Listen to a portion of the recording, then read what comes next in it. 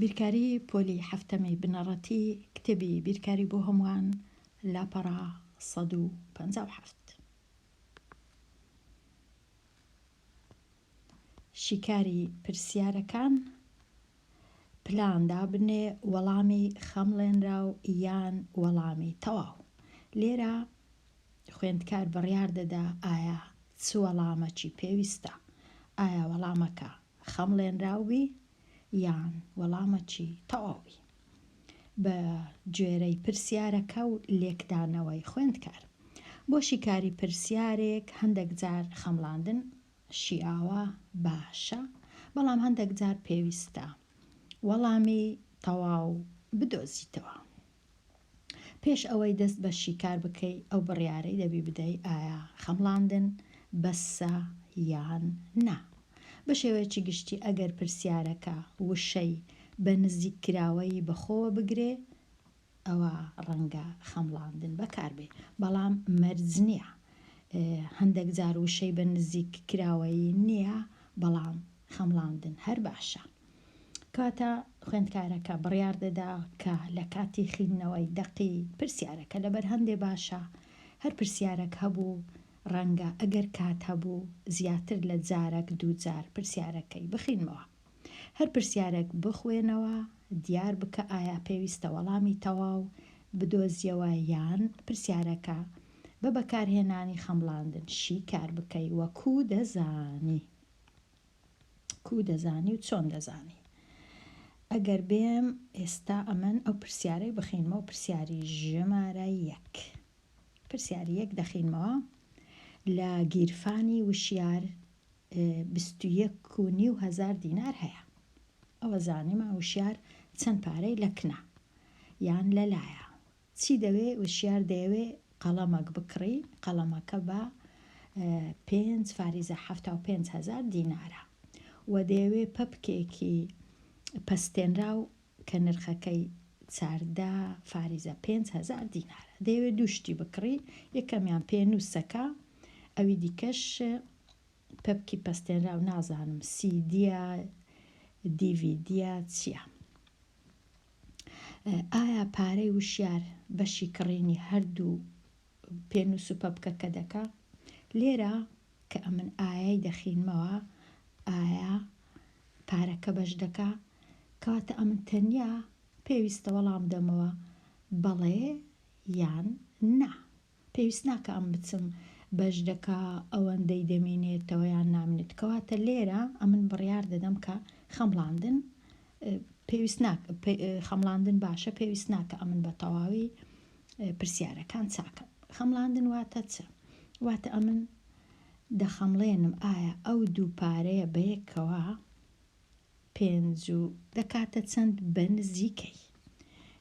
کەواتە هەتا زوو ئیشەکەی بکەم 5,75 وای دادەنێم ئەوە 6,000. 4,5 وای دادەنێم ئەوە 15,000. یەکسەر کۆیان دەکەمەوە یەکسان دەبی بە 21,000.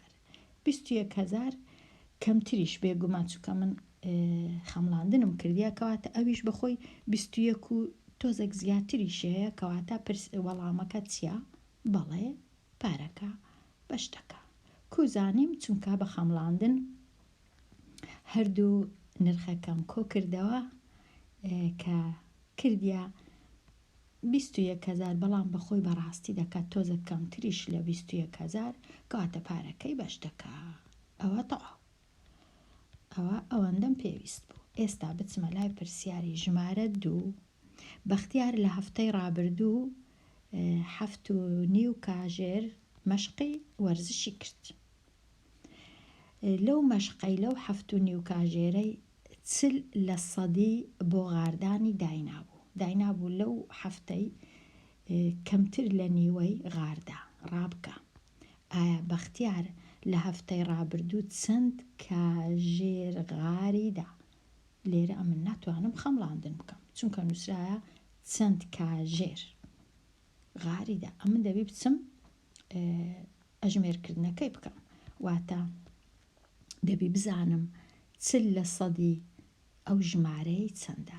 40% واتە ئەگەر 100 کاژێر مەشق بکە 40 غاردانە، بەڵام ئەو 100 کاژێر مەشقی نەکردیا تەنیا 7 کاژێر و نیو کەواتە لە نیوەش کەمتر واتە لە 3.5 کەمتر 40% کەمە ئەمە چ دەکەم 7.5 دەینم لێکی دەم لەگەڵ 40% یان 40% واتە 100 هەمیشە لە ژێرەیە ئێستا ئەو سفرە ئێرە دەڕوا لەگەڵ ئەو سفرە ئێرە 7.5 لێک دەدەم لەگەڵ 4 پاشان دابەشی دەی دەکەم دەرچوو چەند دەرچوو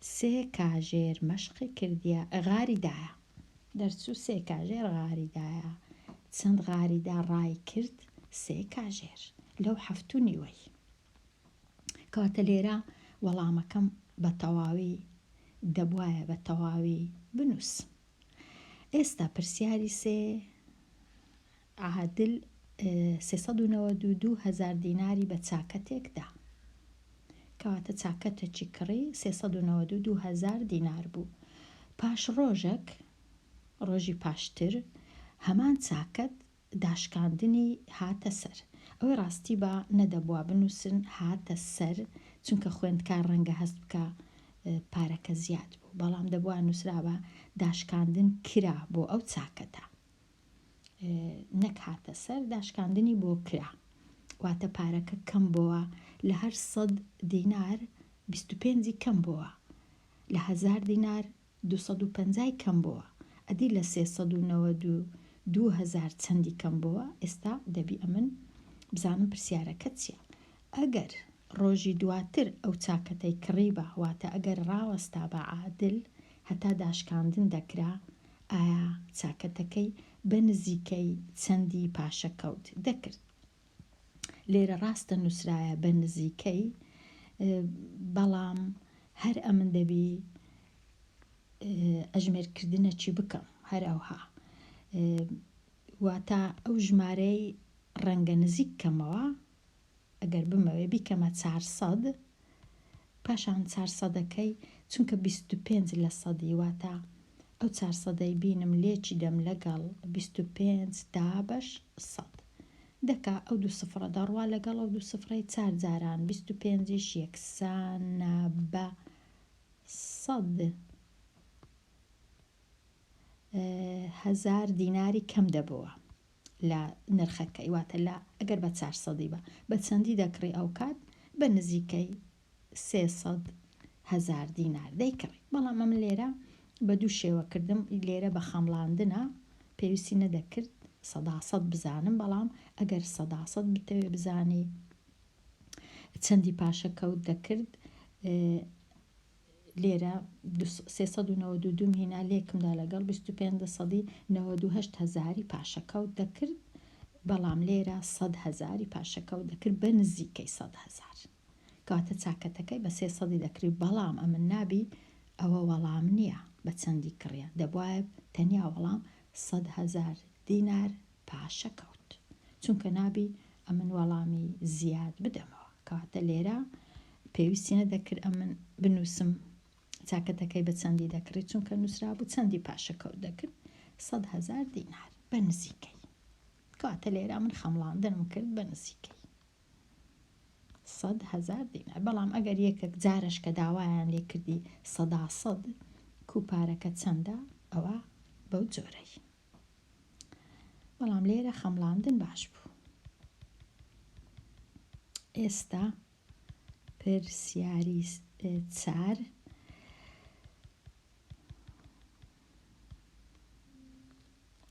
ڕێبوار پلاندا دەنێ بۆ پاشەکەوتکردنی هەندێک پارە بڕیاریدا کە زیاتر لە 35% دەستکەوتی هەفتانەی کە 150,000 خەرج نەکە واتە 35% زیاتریش پاشەکەوت بکە خەرج نەکە لە هەفتەی ڕابردوو چەندی خەرج کرد 7,000 دیناری خەرج کرد ئایا ڕێبوار لەو ڕادەی بۆ خۆی دایناوە زیاتری خەرج کردووە لێرش کاتە دیسان خەمڵاندن بەسە بزانم زیاتری خەرج کردیا پرسیارەکە وەڵامەکەم بەڵێ یان نا لێرە ئەمن تۆزێک ئەو پرسیارە ئاسان نییە چونکە نووسرایە خەرج نەکا و دەستکەوت و خەرجی کرد و کێشەم لۆ دروست دەبی لە کاتی خوێندنەوەی کوردیەکەی.